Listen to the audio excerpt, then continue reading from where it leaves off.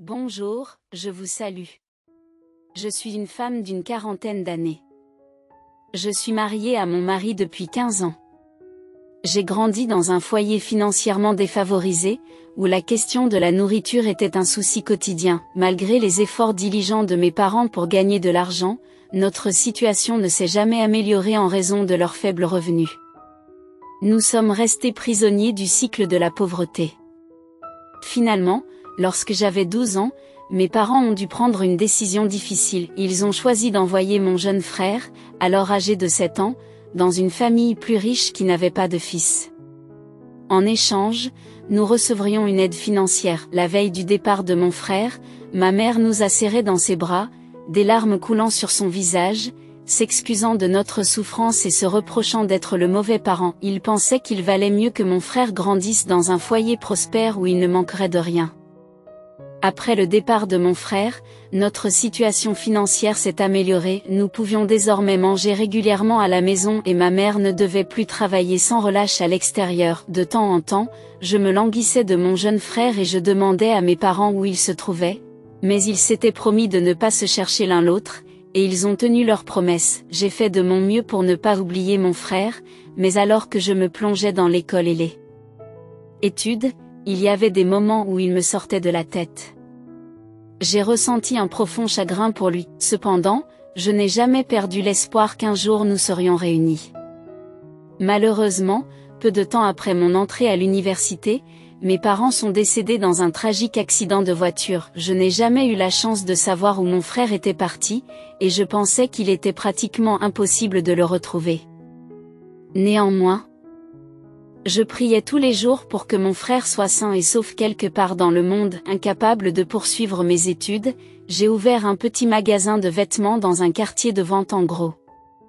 Mes parents avaient laissé des dettes, et une fois celles-ci remboursées, je n'avais que de maigres économies. Le traumatisme de mon enfance, où l'incertitude du prochain repas me hantait, m'a poussé à travailler sans relâche pour ne plus jamais avoir à me soucier de l'argent.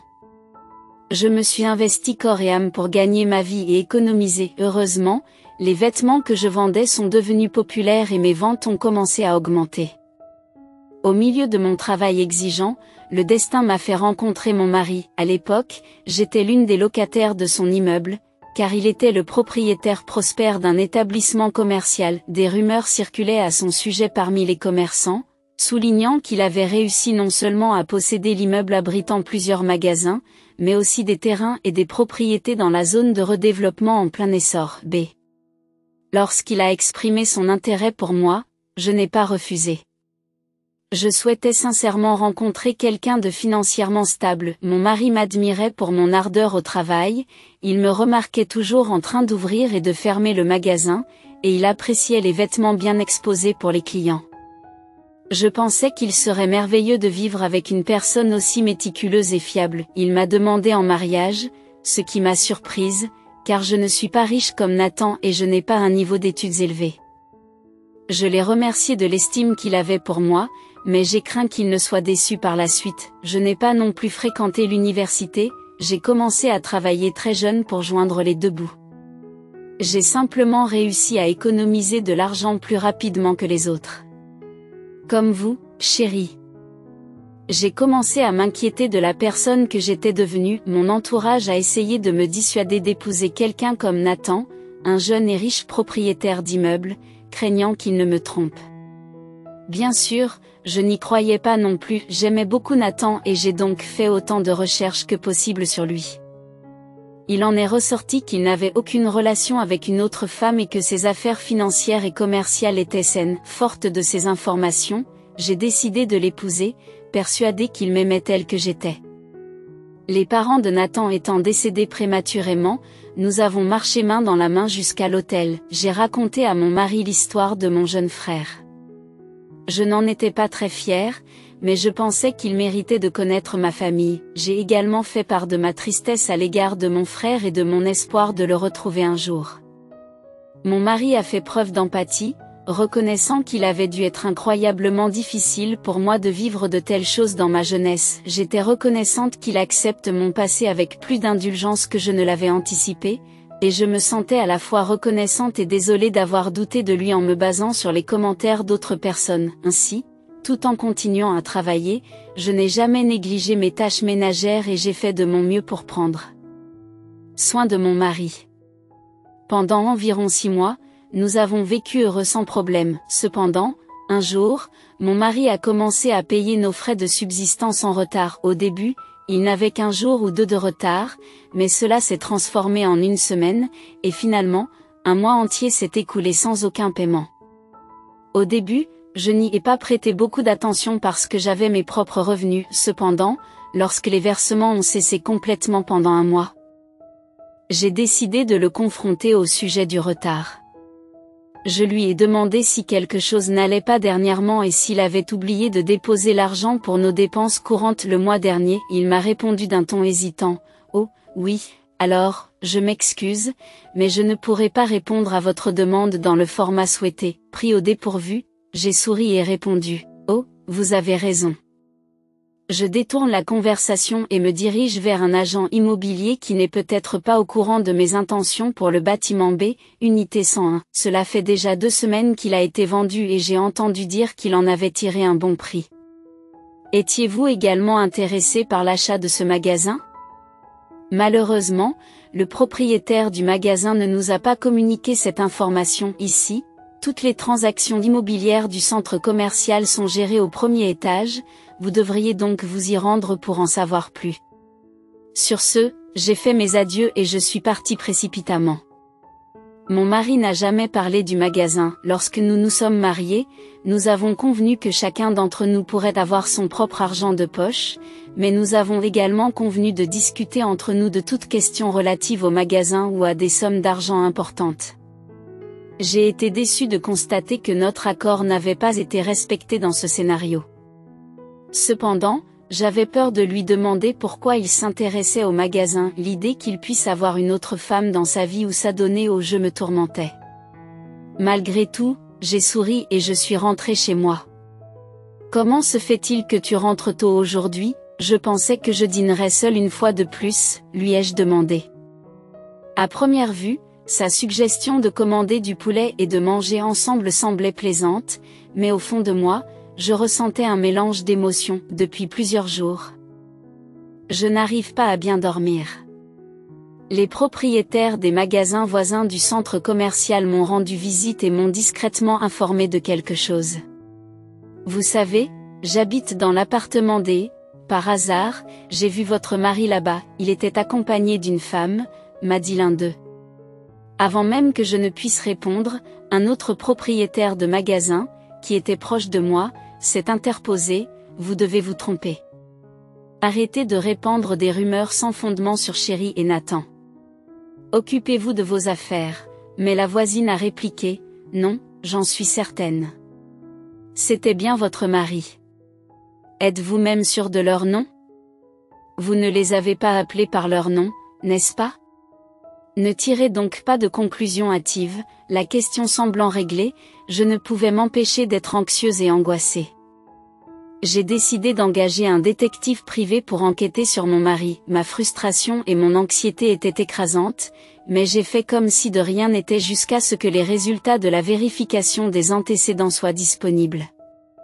Cependant, je n'arrivais pas à me débarrasser de la crainte que mon mari ne découvre mes agissements. Je lui ai demandé avec prudence: s'est-il passé quelque chose dehors aujourd'hui?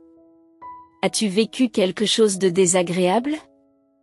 Il m'a jeté un regard étrange et m'a répondu: non, il ne s'est rien passé. Pourquoi me demandes-tu cela ces derniers temps? Me rendant compte de mon erreur, j'ai rapidement trouvé une faible excuse. Eh bien, les choses ont été un peu difficiles dehors, alors je me demandais juste si quelque chose te dérangeait. Je pense que tu t'inquiètes trop. Essaie de te détendre un peu plus. Si vous continuez ainsi, cela deviendra un fardeau pour vous. Ne réfléchissez pas trop et ne vous stressez pas. Ce n'est pas bon pour votre santé. J'ai entendu dire que des activités comme le yoga peuvent être bénéfiques pour votre bien-être mental. Essayez peut-être de vous rendre dans un centre de yoga ou quelque chose de similaire. La suggestion était faite de manière décontractée, mais j'avais l'impression que ma tête était sur le point d'exploser. Le jour venu, j'ai enfin rencontré le détective privé. Il m'a remis des photos. Sur l'une d'entre elles, on voyait mon mari dans un quartier inconnu, entrant dans un bâtiment appelé LD. Au bout d'un moment, il est ressorti du même bâtiment. L'inspecteur a montré une autre photo où l'on voit une jeune femme sortir avec mon mari. Il a ajouté, « Si vous regardez le reste des photos, vous verrez qu'il se promène partout avec cette femme. » En étalant les photos, il est apparu clairement que mon mari avait été avec elle dans divers endroits, comme le parc et le magasin. J'ai paniqué et j'ai mis les photos dans une enveloppe avant de partir. Mes jambes tremblaient, mes mains tremblaient et j'avais la bouche sèche. Je n'ai pas pu m'empêcher de me rappeler les avertissements donnés par les propriétaires de magasins avant mon mariage. Ils parlaient de propriétaires d'immeubles qui étaient impliqués dans le commerce de la location et qui avaient de nombreuses liaisons avec des femmes. Je me suis sentie anxieuse et j'ai craint que ces paroles ne soient devenues réalité. Cependant, j'ai décidé de vérifier par moi-même avant de tirer des conclusions hâtives. J'ai fait le serment de ne rien croire tant que je n'en avais pas été témoin direct. Mais je ne pouvais plus traiter mon mari de la même manière qu'avant. Il a semblé remarquer mon changement de comportement et a tenté de parler, mais il a hésité. J'ai supposé qu'il essayait d'avouer l'implication d'une autre femme, et cette idée m'a donné la nausée. Par conséquent, j'ai trouvé une excuse pour travailler sur des échantillons de produits et je me suis isolée dans mon studio, évitant de rentrer chez moi. Mon mari a fini par venir me rendre visite au travail, inquiet de voir à quel point j'étais accaparée par mon travail. Il a proposé de m'acheter quelque chose de délicieux, en insistant sur le fait que je ne devais pas me rendre malade à cause du surmenage. Je lui ai assuré que j'allais bien et je l'ai encouragé à se concentrer sur ses propres tâches. Comme mon mari ne pouvait rien dire de plus, il est simplement parti. Pendant que je passais le temps de cette manière, le détective m'a appelé pour m'informer que mon mari se dirigeait vers l'unité D. J'ai immédiatement quitté le studio et j'ai pris un taxi pour me rendre à la maison. J'ai immédiatement quitté le studio et pris un taxi pour me rendre au bâtiment indiqué. Pendant tout le trajet, mon cœur battait la chamade et mon visage me brûlait si intensément que je n'entendais même pas ce que disait le chauffeur de taxi. Dès que j'ai atteint l'endroit indiqué par le détective, j'ai vu le bâtiment sur la photographie. Réécrire le texte en utilisant un meilleur vocabulaire et un langage plus naturel, j'ai assisté à une scène déchirante dans un bâtiment polyvalent qui abritait à la fois des espaces commerciaux et résidentiels. À mon grand désarroi, j'ai vu mon mari sortir du bâtiment en compagnie de la femme de la photographie. Leur rire et leur conversation animée ont fait naître en moi un sentiment de peur, qui m'a poussé à me cacher derrière une autre structure, en espérant que mon mari ne m'apercevrait pas. Je les ai regardés disparaître au loin, ne sachant rien de leur destination. Rassemblant mon courage, je me suis approchée de l'immeuble, dont le rez-de-chaussée était occupé par divers magasins, tandis que les étages supérieurs abritaient des bureaux et des appartements. La prise de conscience que mon mari pouvait vivre avec cette femme m'a submergée de sentiments indescriptibles de trahison et de colère. J'avais envie de faire des ravages dans les magasins, mais j'ai réussi à reprendre le contrôle de moi-même. De retour à la maison, je me suis retirée dans ma chambre et j'ai versé mes larmes et mon chagrin dans la solitude. J'ai fait ma toilette avant l'arrivée de mon mari, en m'efforçant de garder mon calme. Ce jour-là, j'ai décidé de demander le divorce, de consulter un avocat et de préparer tous les documents nécessaires, étape par étape. La honte de mettre fin à un mariage en moins d'un an emplissait l'air autour de moi, me rappelant brutalement que je n'avais pas tenu compte des conseils de mes proches. À ce stade, cela semblait inévitable. Pendant ce temps, mon mari tentait obstinément d'engager la conversation avec moi, m'adressant des termes affectueux et suggérant que nous nous rencontrions plus tard à l'extérieur. Je suis restée silencieuse, consciente qu'il avait remarqué que j'étais au courant de la situation. C'est pourquoi j'ai décidé qu'il était impératif d'aborder le sujet du divorce dès que possible. J'ai demandé conseil à mon avocat, qui m'a conseillé de présenter des copies, plutôt que des originaux, des preuves. J'ai reproduit avec diligence les photographies de mon mari et de l'autre femme, ainsi que les preuves de ses retards de paiement des dépenses du ménage.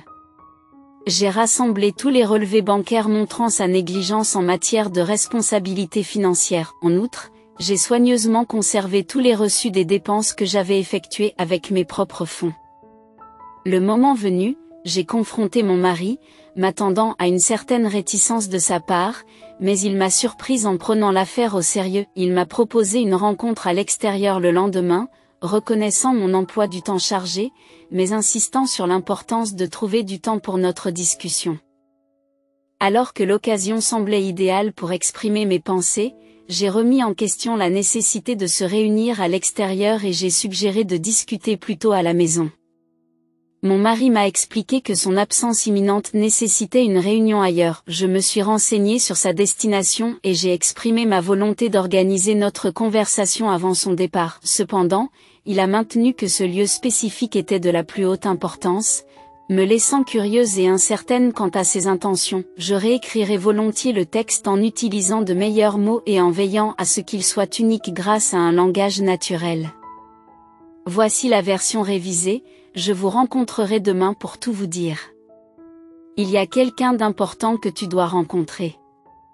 J'ai attendu ce moment avec anxiété toute la nuit.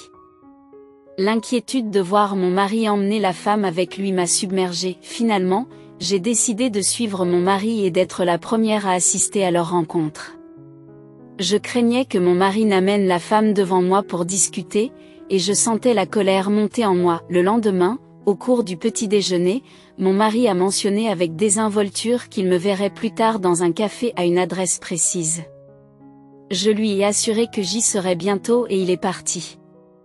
J'ai regardé mon mari s'éloigner et j'ai rapidement appelé un taxi. Comme prévu, il s'est arrêté devant l'immeuble où se trouvait la femme.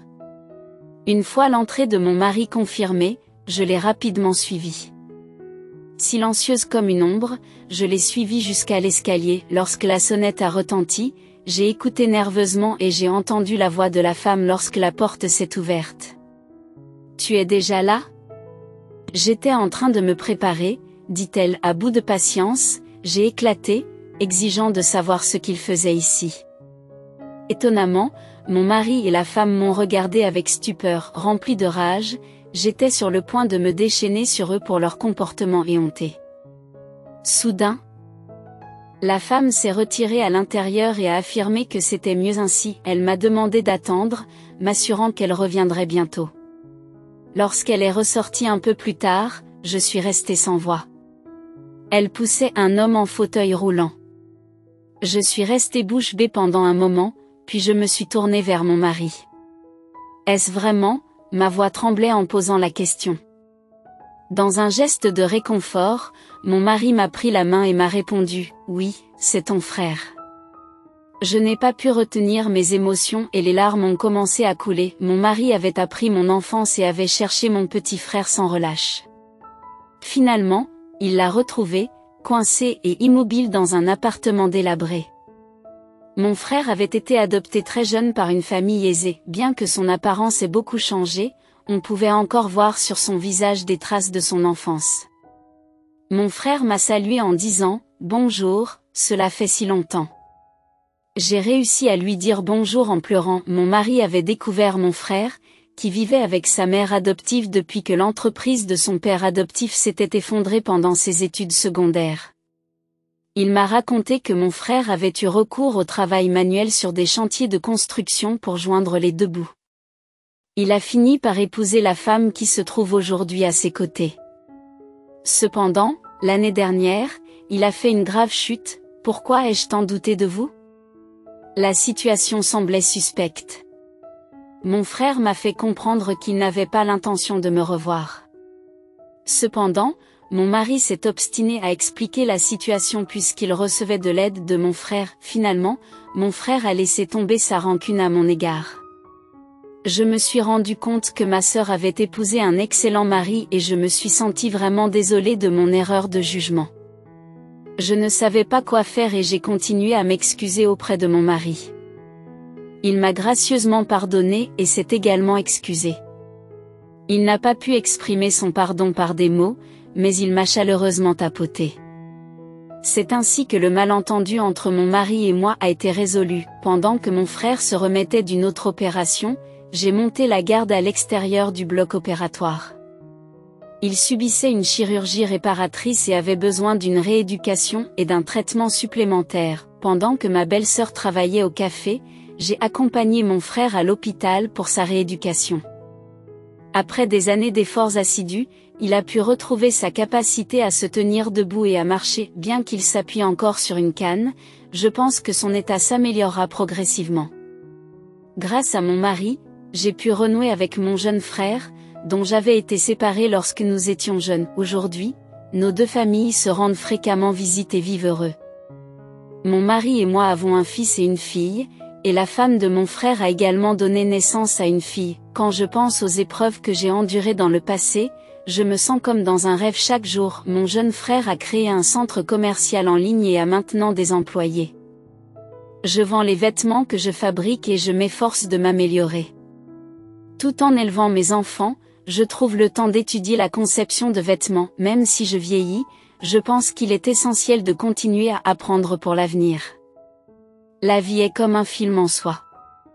Je vous remercie d'avoir écouté attentivement mon histoire. Je vous souhaite à tous bonne chance et j'espère que vous resterez toujours heureux et en bonne santé.